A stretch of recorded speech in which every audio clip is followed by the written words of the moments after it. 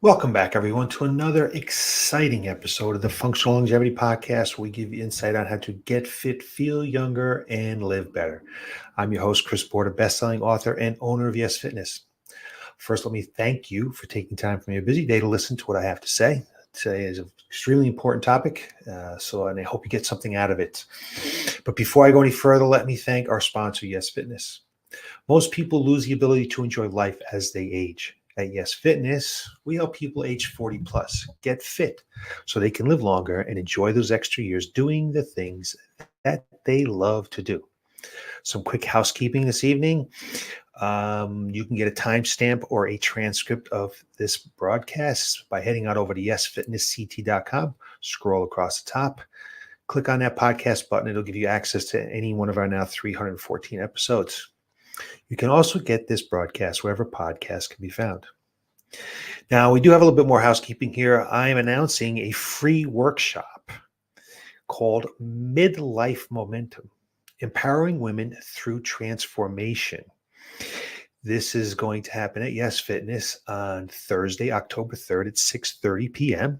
You do need to sign up, so look for the link or head on over to Y.E.S Fitness and sign up for this because space is limited.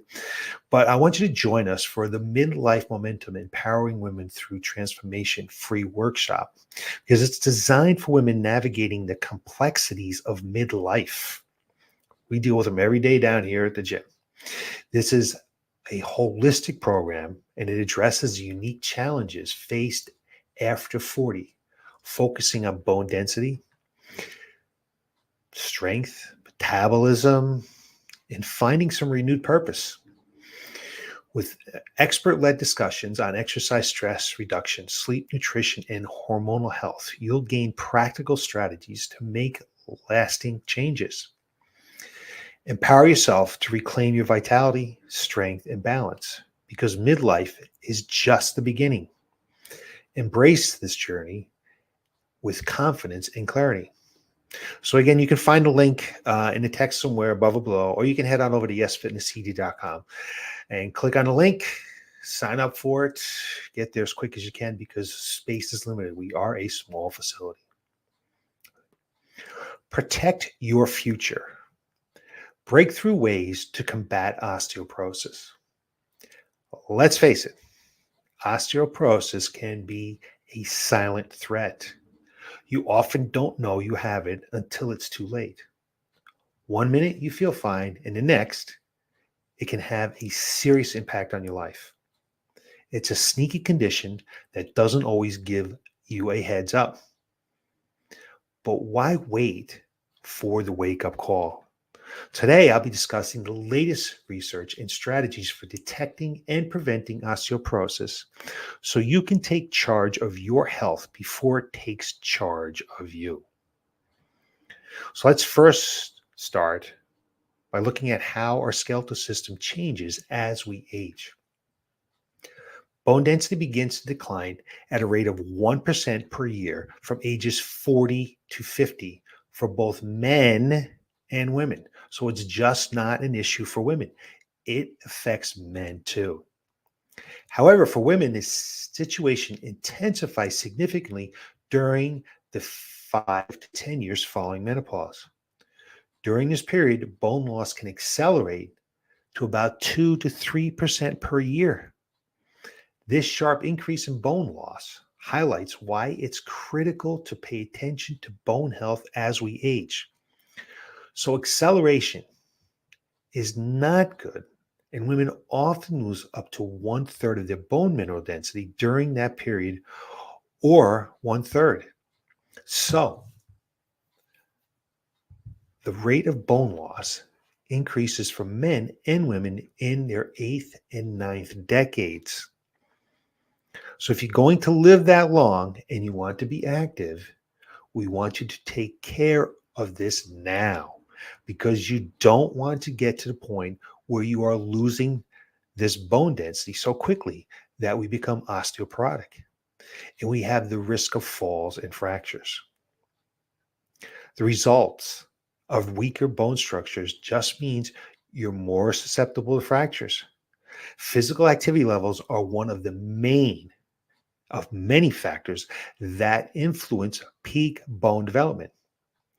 Any age-related loss of bone mass or physical activity. That means we need to get off our butts and move. But we need to move in a specific way so we can maximize our efforts and minimize our risk of injury. Because we don't want to get hurt, but we certainly want to get it done the right way. All right, you hear me say it all the time. Coaches need to stay on top of this industry because of these things are constantly evolving, constantly changing, constant new research. And if we want to offer the best, no, the very best programming for our clients, then we've got to stay sharp. I'll dive deeper into that in a bit, but let's talk about something crucial: muscle strength and the connection to bone health. Muscle strength is closely linked to bone mass, which tells us that mechanical stimulus, think lifting weights, pulling, pushing, and all that good stuff, plays a big role in building and maintaining bone mineral density. Now, here's where it gets serious: osteoporosis. This is a condition often tied to aging, characterized by low bone mass and poor bone quality. It makes bones fragile, increases the risk of fractures. And how do we diagnose this? Through bone mineral density test. A bone mineral density that's 2.5 standard deviation below the average for young women is what's defined as osteoporosis. So let me break this down for you a little further. Osteoporosis is when you've got 2.5 standard deviation below the norm. But when it's between 1 and 2.5 standard deviation, it's osteopenia. Now, here's the stat that you need to hear loud and clear. Approximately half of all women and 12% of men over the age of 50 will experience an osteoporosis related fracture. I'm going to say that again because this is a scary stat. Approximately half of all women and 12% of men over the age of 50 will experience an osteoporosis related fall. That's massive. I got to say it again. Half of women and 12% of men over the age of 50 will have an osteoporosis related fracture. And the most common sites for these fractures are the spine, the hips, and the wrist.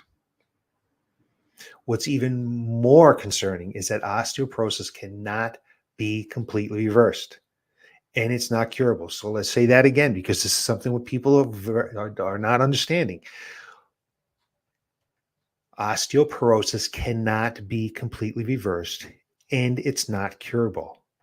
That's right. Once it sets in, you can't fully turn back the clock. You can't wait to take care of this. So what can we do?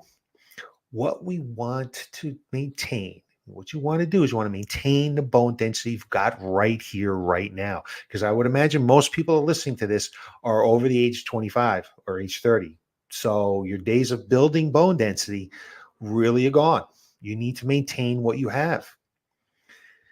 And there are some health and lifestyle adjustments you can make to slow down bone loss. And your healthcare provider might even prescribe meds to help you with that.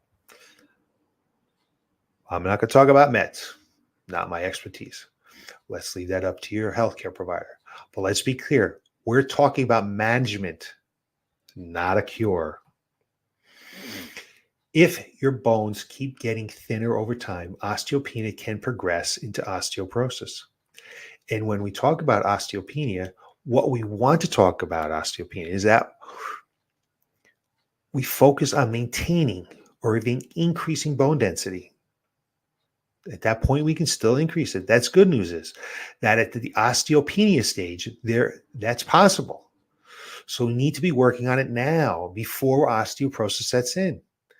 And we're going to zero in on how exercise plays a critical role in that process. So Many women have, or men have, or don't have the tests necessary to find out whether they're osteopenia or osteoporosis. But let's take care of things right now so we don't get to that point of osteoporosis, because when we do, we can't stop it. There's no cure. There are a range of treatments and health habits that can strengthen your bones, slow down osteopenia, and prevent osteoporosis from setting in. Now let's break down the term osteoporosis for a second so we completely understand it. Osteo refers to bones, and porosis means porous, as in full of tiny holes, like Swiss cheese. So osteoporosis literally means that your bones become porous due to an imbalance. More bone is being broken down than is being created. The result? Lower bone density and ultimately a higher risk of fractures.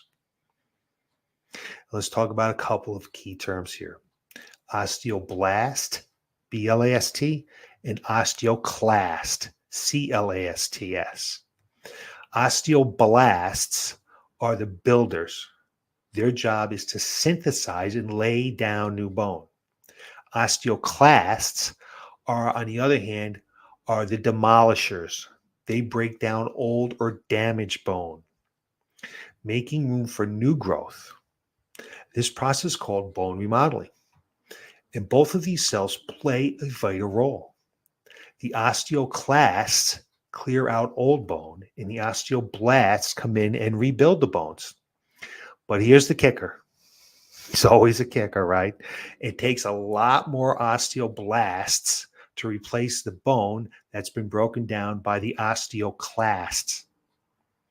We're talking about 100 to 150 osteoblasts to replace what one osteoclast takes away. And it doesn't stop there. It takes about 3 months for those osteoblasts to rebuild what osteoclasts can break down in just a day or two. So you can see the body's remodeling bone faster than it can rebuild it. Once osteoclasts break down bone faster than osteoblasts can rebuild it, you end up with lower bone mass. And that's what leads to osteoporosis.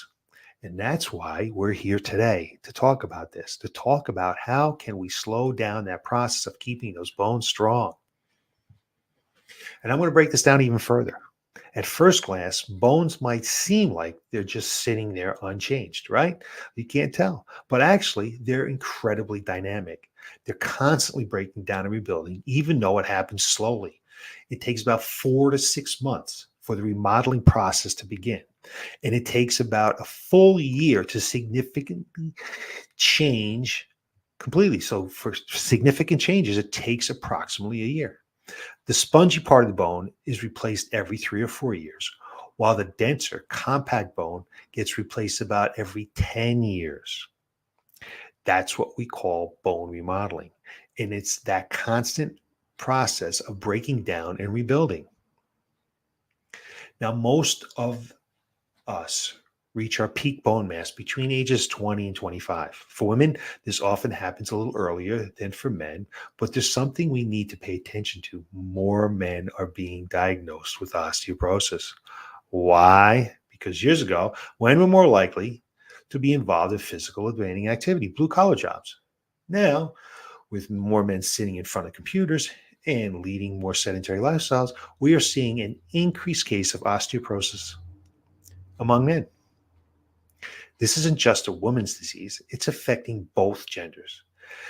And as men's lifestyle becomes more sedentary, the risk only increases.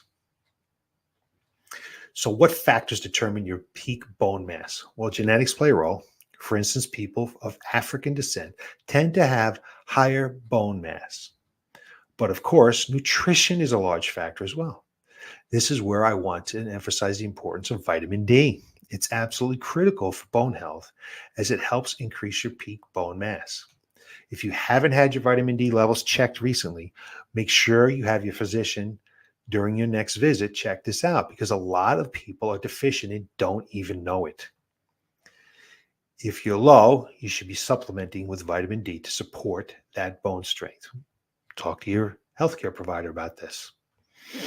We're going to dig into this more and more strategies like this. But the key takeaway here is that bone is constantly changing, and your lifestyle has a big impact on your bone health. So let's take control where you can now. All right.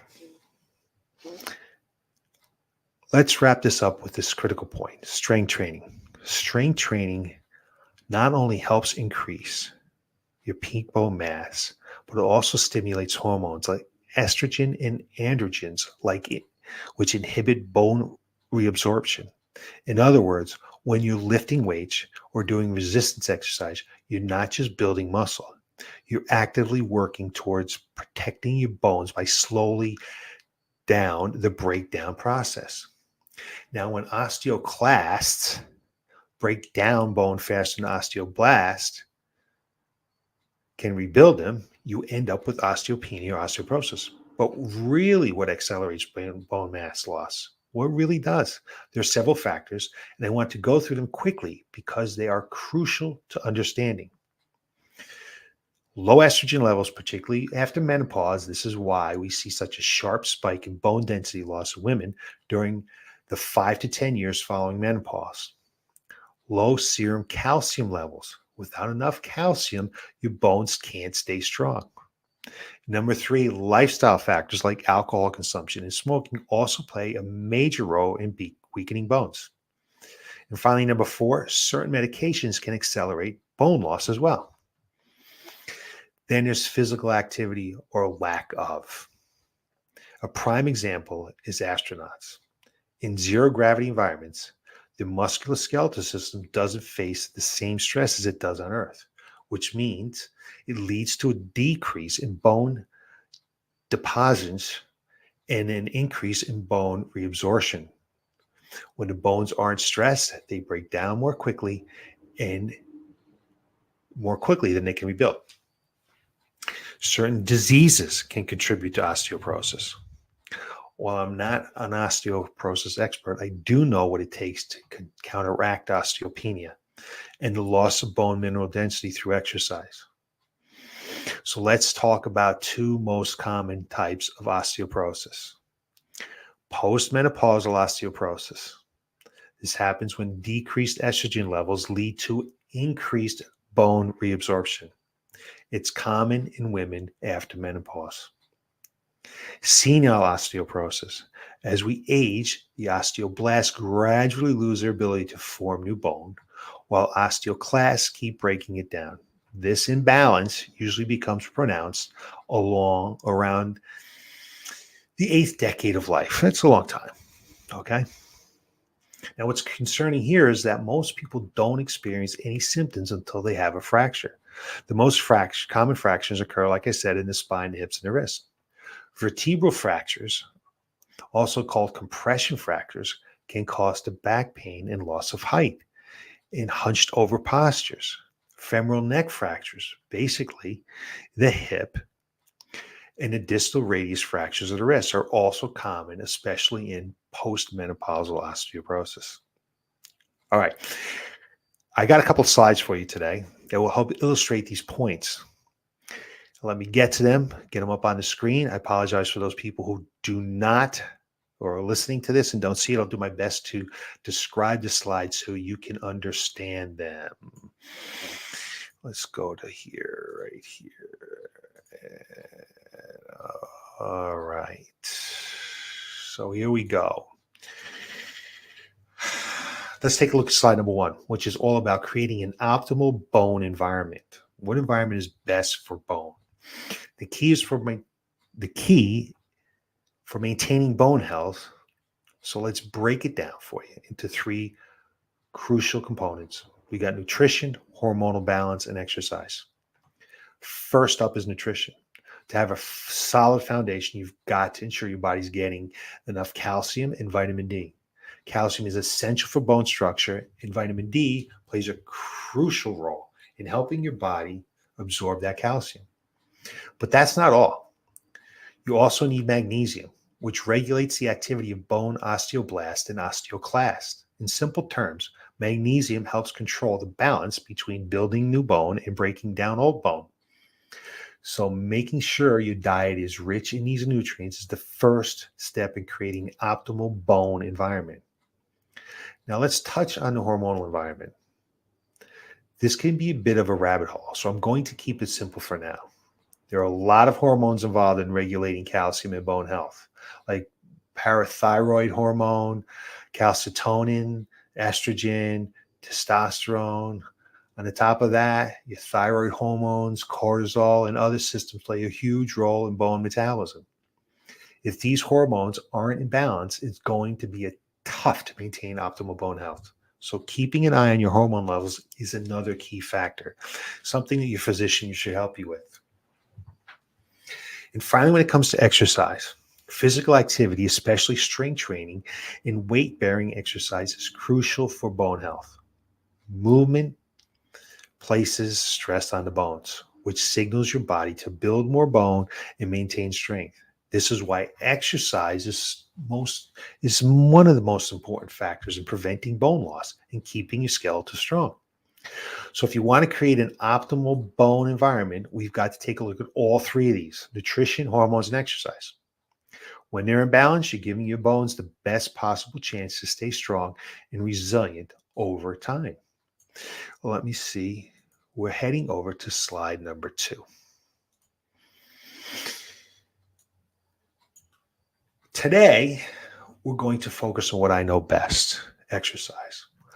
While we'll touch briefly on nutrition, I'll leave the hormone side of things to the experts. For this session, we're diving into how exercise affects your bone health, and we're going to start with Wolff's Law. So Wolff's Law states that your bones will adapt based on the stress or demands placed on them. In simple terms, when you work your muscles, they put stress on your bones. And in response, your bones remodel and become stronger. This is why strength training is so critical for maintaining bone health. You can see from the visuals here on the left, you've got a thinner bone. We're taking a look at the femur, and the tibia and fibia. So on the left, we've got a thinner bone, and on the right, it's a noticeably thicker. Why? Because the bone on the right has undergone stress from muscle work, causing it to adapt and strengthen. When we take a look at slide 3 here, now there's another concept we need to think about: is minimal essential strain. This is the amount of stress needed to trigger bone remodeling. So if you put just the right amount of strain on the bone, enough to cause a slight bend, it will trigger that remodeling process. The greater the minimal essential stress, the more bone remodeling it takes. If you don't apply enough strain, the bone won't respond, and you could actually experience bone loss over time. But too much strain, that can lead to fractures, and we'll touch upon this a little later. So what's the key here when you're exercising is balance. You need the correct overload. You need to overload the system just right to stimulate remodeling without causing damage. Just lifting weights, however you lift weights, may not be doing the job. You may not be actually in creating more bone. You may actually be losing bone over time. You need to work with someone who knows what they're talking about. Number 4. Now, when it comes to exercise, there are 3 important factors we need to look at. And if you're working with a coach, the coach should know these things. If you're not working with a coach and you think you might have osteoporosis, you need to talk to a coach that knows what to talk about, because these 3 factors are super important. We're going to start off with strain magnitude. This is the amount of relative change in the bone length under mechanical load. It might sound complicated, but basically, it's about how much force is being applied to the bone during movement. If you look at the graph on the left, you can see that the y-axis, the axis that goes up, is the bone remodeling, and across the bottom is the x-axis, and that's a mechanical stimulus. If you don't have enough mechanical stimulus, meaning not enough strain, the bone won't remodel, and you won't see any changes. And that's about 1/3 of the way along the graph, where the bone is just sort of sitting there. It's not doing anything. It's not going to remodel. Now, as we move further into the graph, a little bit further to the right, we see what's known as the minimal essential strain, where bone remodeling really starts to take place. The more you hit this minimal threshold, the greater the bone gain can be made. But remember, too much stress can actually damage the bone. So it's a fine balance.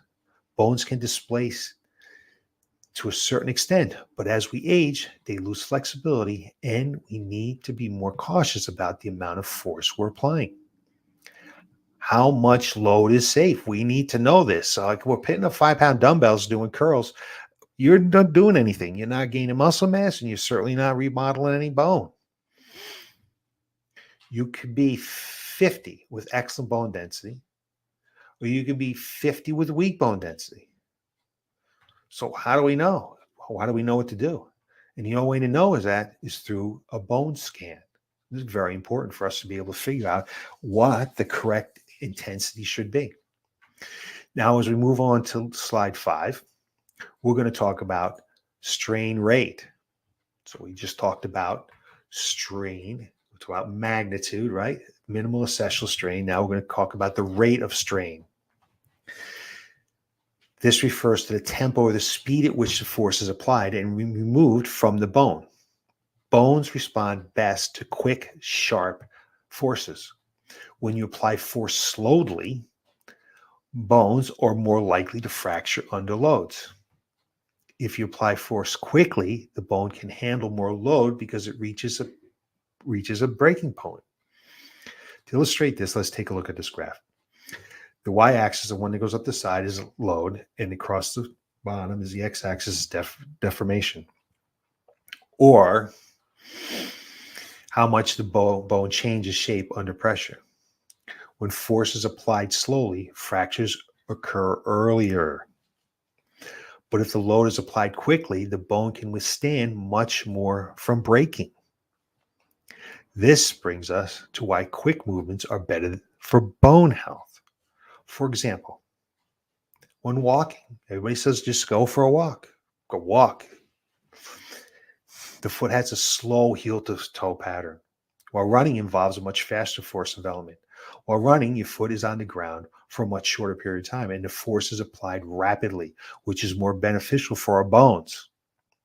So, based on strain rate, jogging or running would be better for building bone strength than just walking. And we're going to talk about this a little bit more as we get into this, because I know there's some people out there that can't run. I understand that. That's fine. But just going out and we're not getting any impact because of the thickness of our sneakers now and the cushion of our sneakers so our feet don't hurt.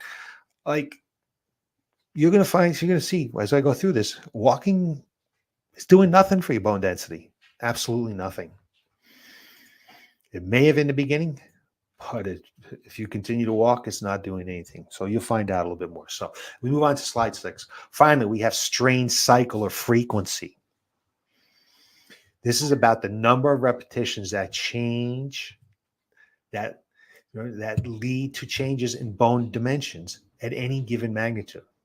Now look at the graph with load on the left and reps on the right.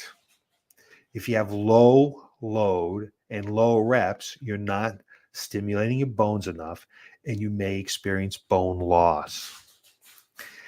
But if you go to high load with high reps, your risk for breaking the bone from too much strain.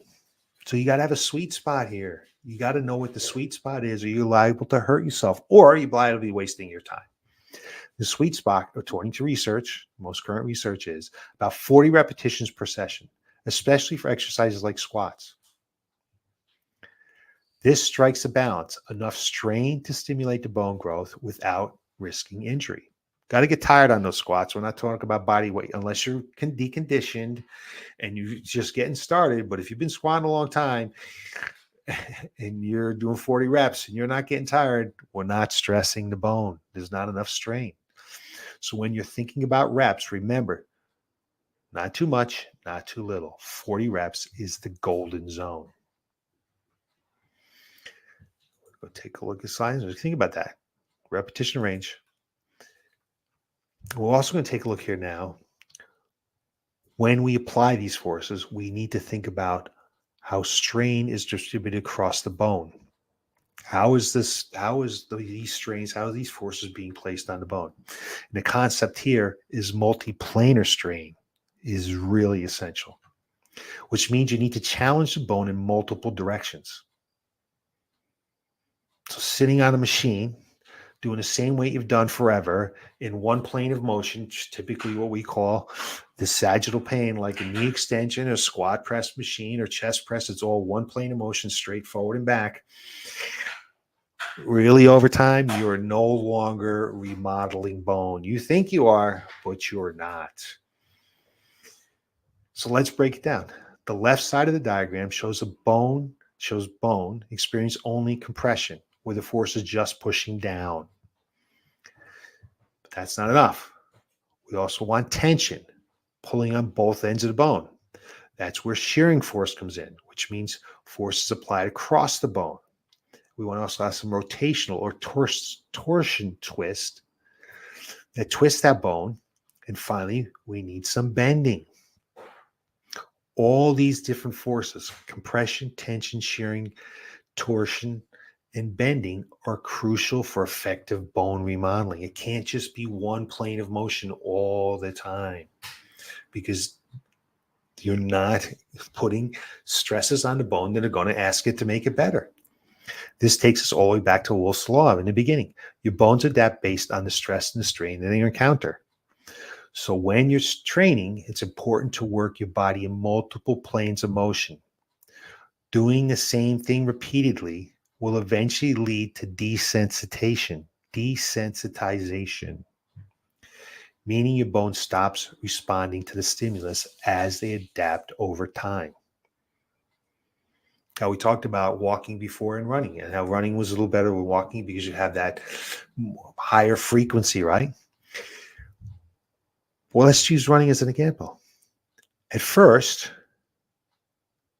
but only run. Let's say you'll go out and just run. Your body will eventually desensitize to that activity, and the benefits to your bone health decreases. Your body is amazing. It just gets used to what it's doing, and it will no longer remodel. Although it was great in the beginning to start doing some running, over time, it stops because the body gets desensitized to it.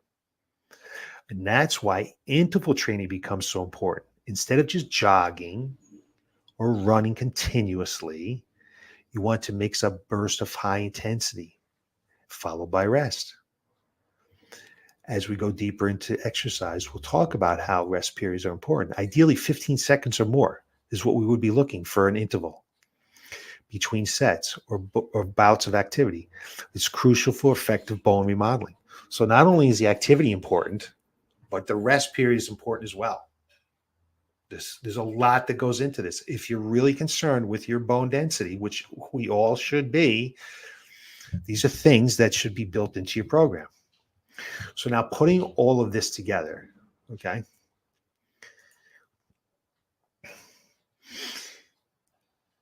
depends on your bone health. Before starting any exercise, you need to know your current bone status. Do you have osteoporosis, osteopenia, or any other condition?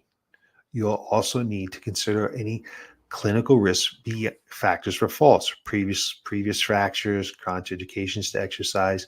But generally, most bone building exercise involve high strain magnitude and/or high strain rate, and those are the keys: magnitude and rate. Well, let's talk about some specific exercises here, okay? First, let's talk about aerobic activities. Aerobic exercise must be weight bearing and done at high speed or high intensity to be effective for bone health. For example, non-weight bearing exercises like swimming, cycling, or elliptical don't have the strain magnitude or strain rate we're looking for. These activities involve repetitive motions in one plane, the sagittal plane, meaning they don't challenge the bones in multiple directions. So while they're great for cardiovascular health, they're not the best for building bone density. And if you continue to do them over time, you will not be remodeling bone at all because your body will become desensitized to them. So now let's Move on to weight-bearing aerobic trainings, things like jogging, running, dancing, walking. These types of exercises can vary in their effectiveness depending on how they're performed. They apply much more strain magnitude, engage your bones in multiple planes, which means they're better suited for stimulating bone remodeling. So, in summary, walking is often recommended, but it may not be sufficient for improving bone mineral density in activity. Non sedentary postmenopausal women. At the beginning, it's good, but over time, it's not getting it done. If you're sedentary, walking can help you hit the minimal essential strain needed to stimulate bone remodeling, especially if you're adding challenges like inclines and weighted vest. However, for those who are already active, simply walking isn't enough to continue building bone density due to desensitization. Your body adapts to the routine and stops responding. Your body is an amazing machine and it just adapts, just like your metabolism adapts to how you eat. Your body, your bones, and your muscles adapt to what you're doing. So you need to change the intensity. I can't stress that enough. To get the benefits, you need to mix up the intensity. Consider walking at varying speeds, going up hills, or even short bursts of high intensity like interval training. A weighted vest can help add strain, but over time, even that becomes less effective as your body adjusts. Avoid using hand weights as they can throw you off your stride and lead to shoulder issues without contributing much to bone health. So just put those dummy weights down while you're walking. If you are active, you need to push yourself beyond simply walking. Incorporating interval training, whether it's through activities like kettlebell swings, battle ropes, interval sprints, can bring that high strain magnitude and strain rate needed for bone remodeling. Walking in a single plane of motion is limited, so vary your movements. Adding sideways or diagonal steps, for example, can improve strain distribution and create a more comprehensive bone building effects. There's a lot that goes into this, a lot. And people think that they're getting it done by just going out and walking or getting on some machines and doing 12 reps on the knee extension machine. It's not happening. It's just you think what you think is working is not working. So for sedentary people, walking is a good place to start. But for those who are active, it's critical to incorporate higher intensities to avoid plateaus and keep building bone density effectively. So let's take a look here, slide number 10. And obviously, you need to make sure that you can do the impact work that we're telling you about. If you have bad knees or bad feet or something like that, if you have some contraindications to doing some of the activities I just spoke about, you can't do it. Find a professional who knows what they're doing, and they'll help you to be able to find some things you can do. Because there's some other ways to address it.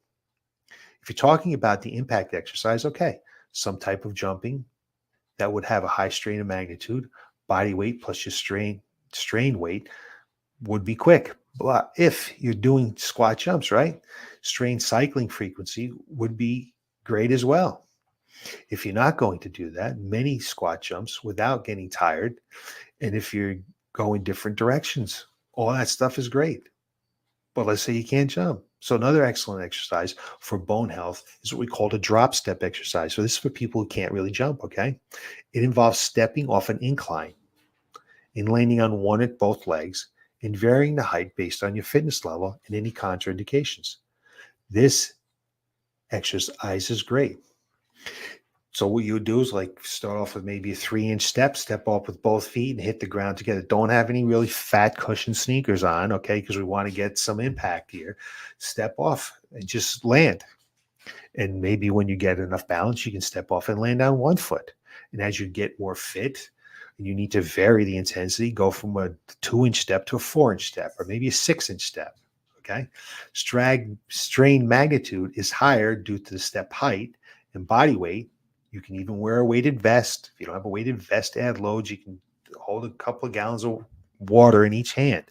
But something is going to change because if not, if you continue to do that drop step over and over again, your body will desensitize to it. Your strain rate is quick because of the fast drop. Your strain frequency should be more than 40 reps, but it can be broken into steps.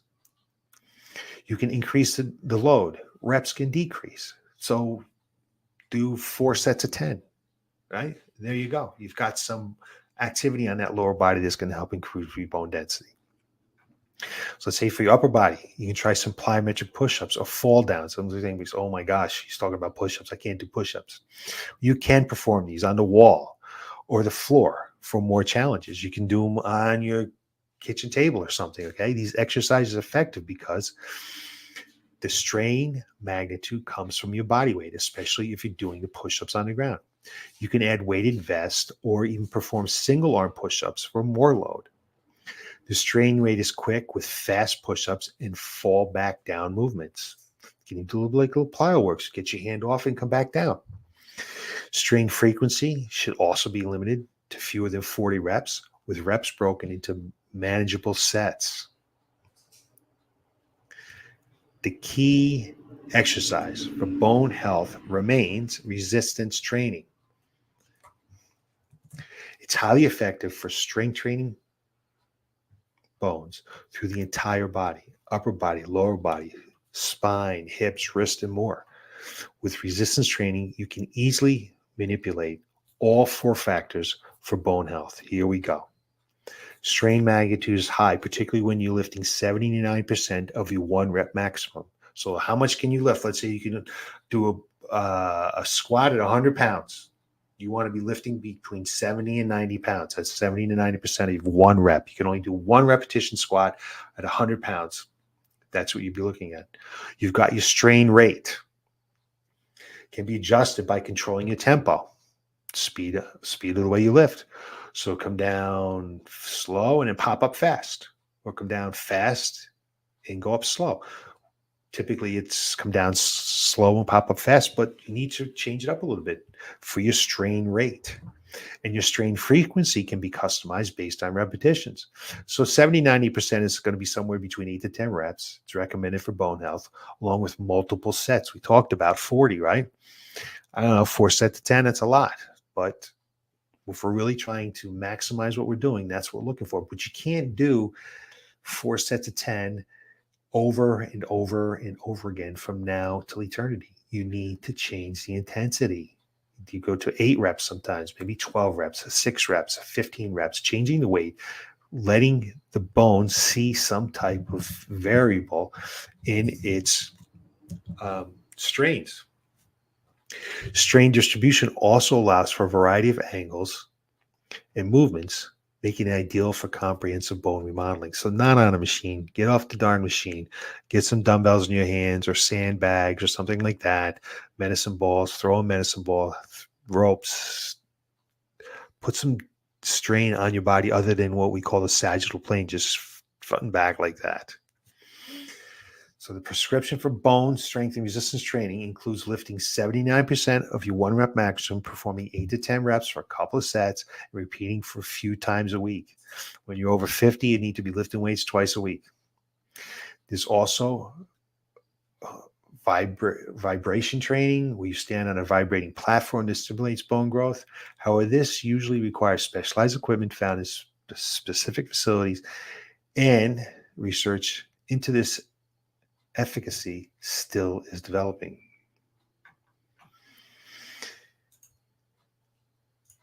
So I was going to take the slide. So if you're unsure whether you have osteoporosis or osteopenia, it's crucial to avoid exercises that involve lumbar flexion. Contraindication, lumbar flexion, which is bending forward like a sit-up. There's no reason to ever do a sit-up. You only do a sit-up motion when you get out of bed in the morning. That's not how the core is supposed to function. I was in Planet Fitness the other day helping someone, and there were people in there for an hour just working on their core, doing sit-ups and side bends and bicycles and all the crazy junk that you see on machines. Number one, they just wasted an hour of their life. Number two, they probably did some damage to their spine. And number three, it's not good for osteoporosis. These people are all young, so they don't know yet, but down the road, they're going to get hurt. And we want to especially avoid combining lumbar flexion with lumbar rotation. So a lot of times people see what's called a Russian twist. If you can't keep your lumbar spine in the correct position as you twist that ball back and forth or weight, whatever it is, you're just asking for trouble. Like bending over to pick something up. How often do people say, I hurt my back bending over? Because that's spinal flexion. Do not perform spinal flexion. Even without these conditions, it's advisable to be cautious about lumbar rotation in general. We don't want lumbar rotation in the lumbar spine. We talk about it all the time. We want rotation in the thoracic spine. Or lumbar, those vertebrae, those 5 vertebrae are designed to twist a total of 13 degrees. It's 2 or 3 degrees that's very little degrees per vertebrae.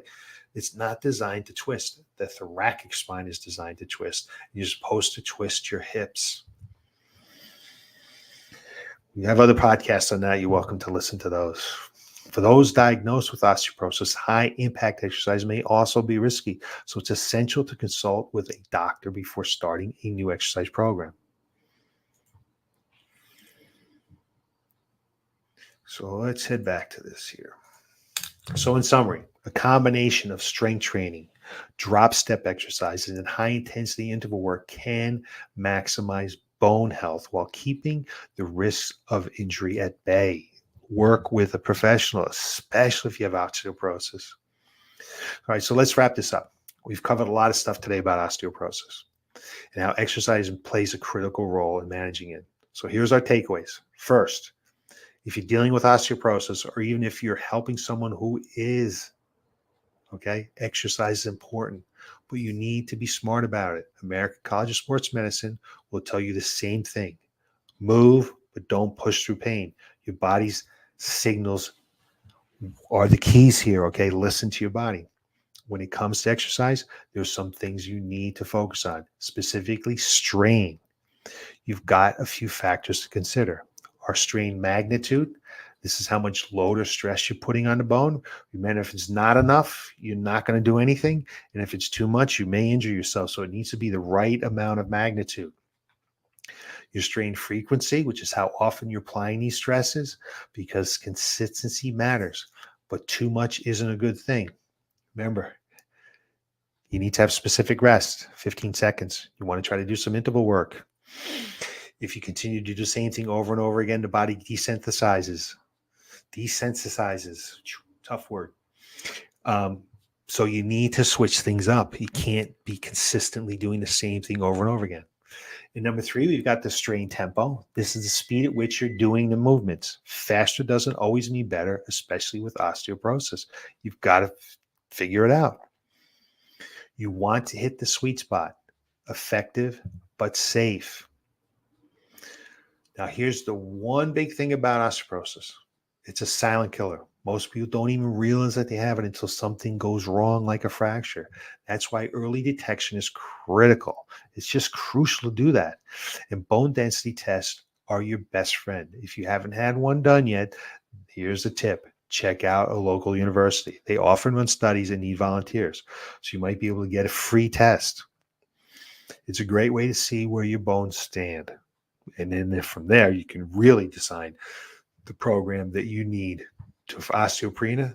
If it's osteopenia, we can begin to lay some bone back down, get some remodeling going. If it's osteoporosis, we need to be able to, maintain what we have. But before I sign off, I want to give a big shout out to Dr. Jan Schroer from Long Beach State University and the Garage Girl Fitness. I pulled a lot of info from her workshop that I attended on osteoporosis, and it's the kind of stuff that we really could use, stuff we need to know. And if you'd like to know more about this, come to our free workshop, October 3rd, 6:30 p.m. Head on over to Y.E.S Fitness, sign up for that, or give us a call because space is limited. And that's it. That's it for today. If you got any questions, hit me up in the comments. Give me a call at Y.E.S Fitness. I'm always here to help. And don't forget, next Tuesday at 3:30, we'll be back with more tips on how to get fit, feel younger, and live better. Thanks for tuning in. Take care of those bones